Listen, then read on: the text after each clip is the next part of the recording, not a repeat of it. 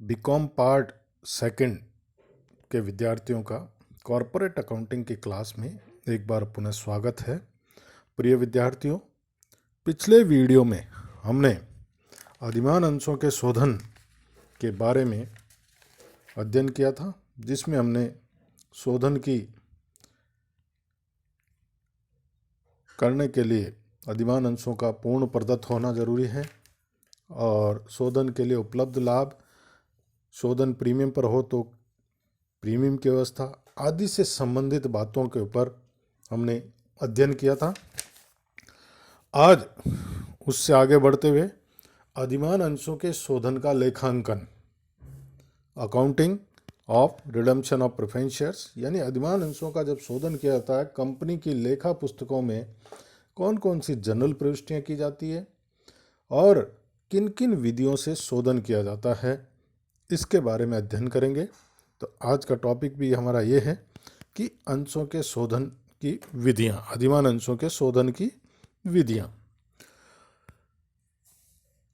Company अधिनियम 2013 के प्रावधानों को ध्यान में रखते हुए अधिमान अंशों का शोधन निम्नलिखित 4 विधियां जो है उनसे किया जा सकता है। यानी अधिमान अंशों का शोधन करने के लिए ये 4 विधियां हैं जिनके माध्यम से हम जो है अधिमान अंशों का शोधन कर सकते हैं।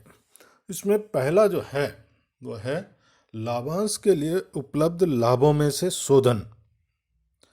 पिछले वीडियो में मैंने बताया था कि लाभांश के लिए उपलब्ध लाभों की एक सूची आपके सामने बताई थी, जिसमें लाभ हानि के विवरण में आधिक्य, surplus in statement of P&L account, या जिसको हम कह सकते हैं कि लाभ हानि का शेष, जो कि बैलेंस शीट के लायबिलिटी साइड में दिखाया जाता है, सामान्य संचय, जनरल रिजर्व, संचय कोष, रिजर्व फंड्स, बीमा कोष, insurance fund, dividend equalisation fund, workmen compensation fund और आयकर अधिनियम के अंतर्गत बनाए गए विनियोग भत्ता संचय, विकास छूट संचय, जो विदेशी परियोजना संचय खाता, निर्यात लाभ संचय खाता, ये जो कि लाभ बनाने की तिथि से 5 वर्ष पश्चात सदैव वितरण हेतु उपलब्ध होते हैं।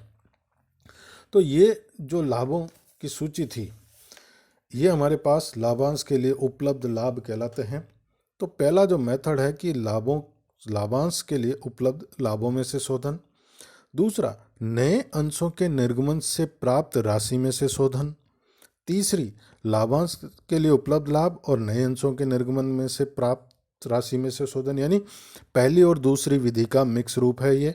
कुछ लाभांश में के लिए उपलब्ध लाभों में से शोधन किया जाता है और कुछ नए अंशों के निर्गमन द्वारा शोधन किया जाता है। और चौथा मेथड है अंश परिवर्तन द्वारा शोधन। इन चारों विधियों में अलग अलग परिस्थितियों के अंतर्गत जो है अलग अलग जनरल एंट्रीज की जाती है। तो हम पहली विधि लेते हैं लाभांश के लिए उपलब्ध लाभों में से शोधन। इस विधि के अंतर्गत जो प्रविष्टियां की जाएगी वो निम्नानुसार है। सबसे पहले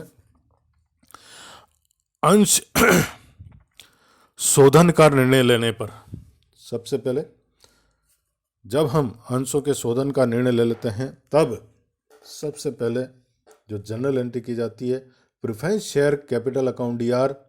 अगर प्रीमियम पे शोधन हो रहा है तो premium on redemption of preference share account DR, यानी शोधन पर देय प्रीमियम के लिए, to preference share holder account, to preference shares holder account. अब सबसे पहले हम जैसे प्रीमियम पे शोधन कर रहे हैं तो हमें प्रीमियम की व्यवस्था के लिए एंट्री करनी पड़ेगी।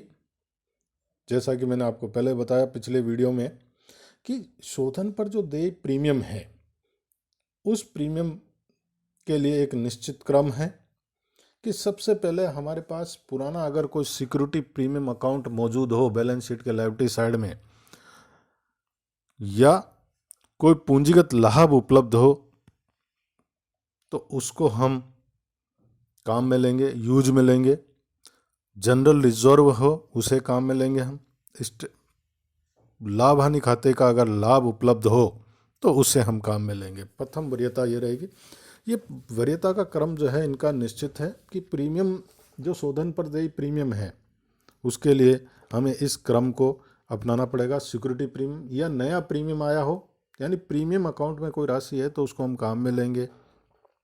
तो जिससे भी हम यूज में लेते हैं, उपयोग में लेते हैं, उसको डेबिट करते हुए, जैसे सिक्योरिटी प्रीमियम में से लिया तो सिक्योरिटी प्रीमियम अकाउंट डीआर, पूंजीगत लाभों को अगर काम में लिया तो हमने capital profit account DR, general reserve को यूज में लिया जनरल रिजर्व अकाउंट डीआर, लाभानी खाते का शेष अगर काम में लिया तो statement of P&L account DR, और any other revenue reserve account, ये द्वितीय वरीयता के अंतर्गत है सारे के सारे। यानी सबसे पहले हम सिक्योरिटी प्रीमियम और कैपिटल प्रॉफिट है उनको लेंगे, उसके पश्चात अन्य जो रिजर्व हैं, रेवेन्यू प्रॉफिट्स हैं, उनको काम में ले जाएंगे।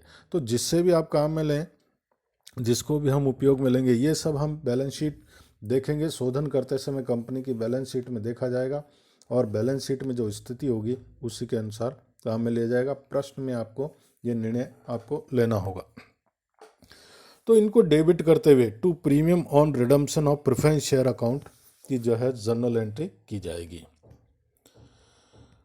अब चूंकि लाभों में से शोधन हो रहा है, तो हमने पिछले वीडियो में भी पढ़ा कि जब कंपनी लाभों में से शोधन करती है तो जितनी राशि लाभों में से शोधन के लिए काम में ली जाती है उतनी राशि से हमें कैपिटल रिडम्पशन रिजर्व CRR में ट्रांसफ़र करनी पड़ती है। CRR एक नया अकाउंट हमें बनाना पड़ता है, जिसे हम पूंजी शोधन संचय कोष कहते हैं।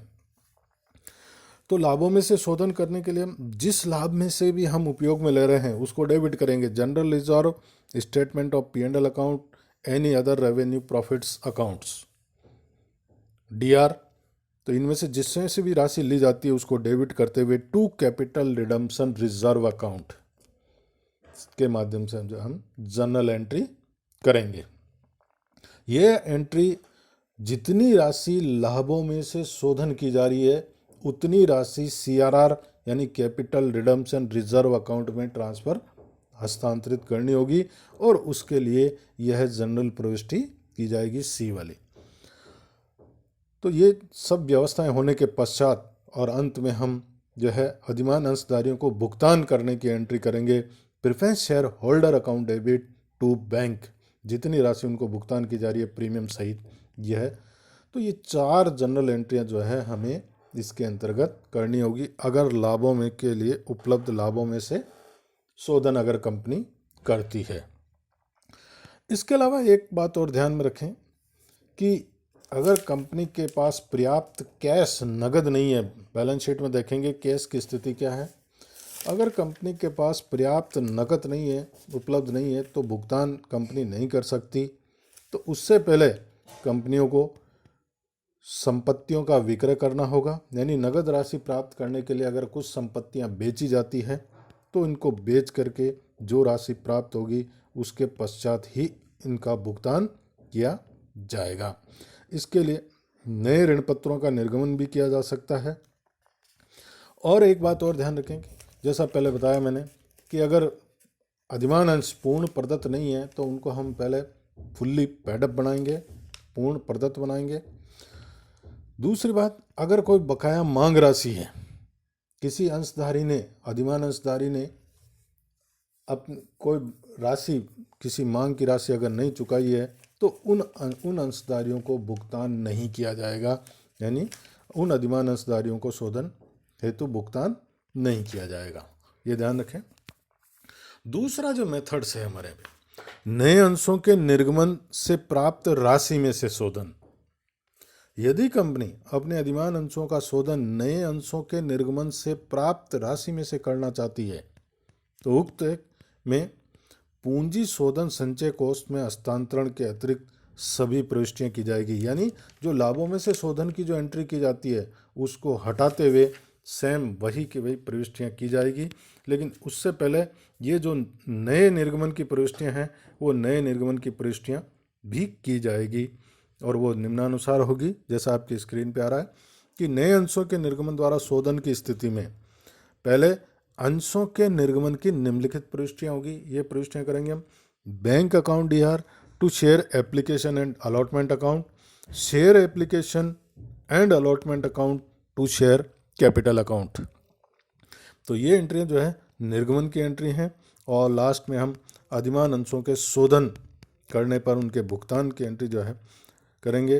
Redeemable preference share capital account debit to bank account, ये जो है भुगतान की एंट्री की जाएगी। तो अगर नए अंशों के निर्गमन से प्राप्त राशि में से शोधन अगर किया जाता है तो हम पहले नए निर्गमन की एंट्रियां करेंगे।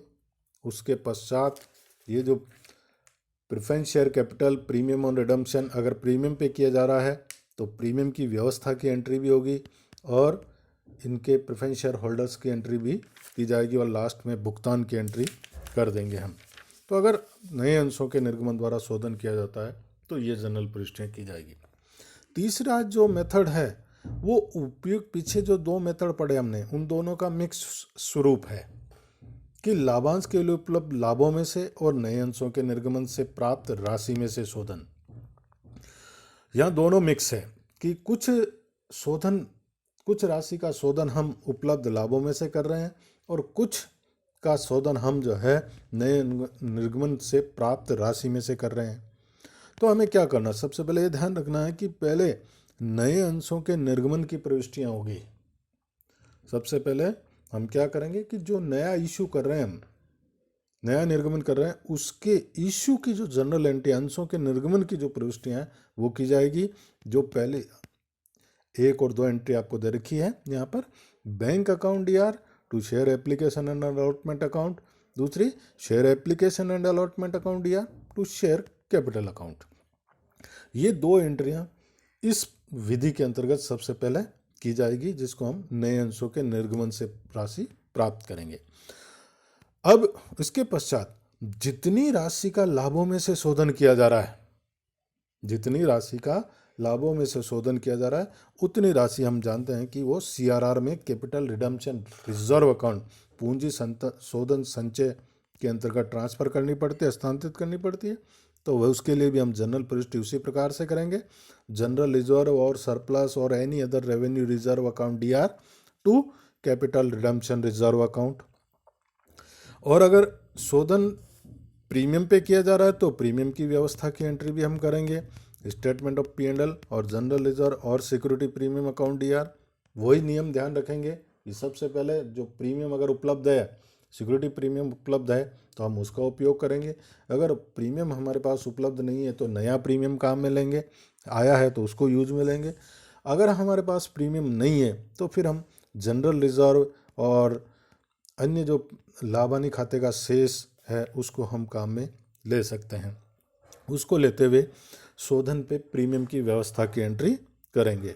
डी एंट्री वही है कि redeemable preference share capital account, premium on redemption of preference share account to preference share holder account and preference share holder account debit to bank, ये जो है शोधन की एंट्रियां हम करेंगे। तो तीसरा मेथड जो है, तीसरा विधि जो है वो दोनों का मिक्स स्वरूप है। बस ध्यान ये रखना है कि पहले नए अंशों के निर्गमन की प्रविष्टियां की जाएगी और उसके पश्चात जो है वो लाभों में से शोधन जितना कर रहे हैं उसकी जनरल एंट्री की जाएगी। चौथा मेथड जो है वो एक और मेथड से हमारे पास है और वो है हम अंशों के परिवर्तन द्वारा शोधन। यानी अगर कंपनी के अंतर नियमों में व्यवस्था हो तो शोधनीय अधिमान अंशों का शोधन उन्हें इक्विटी अंशों में परिवर्तन करके किया जा सकता है।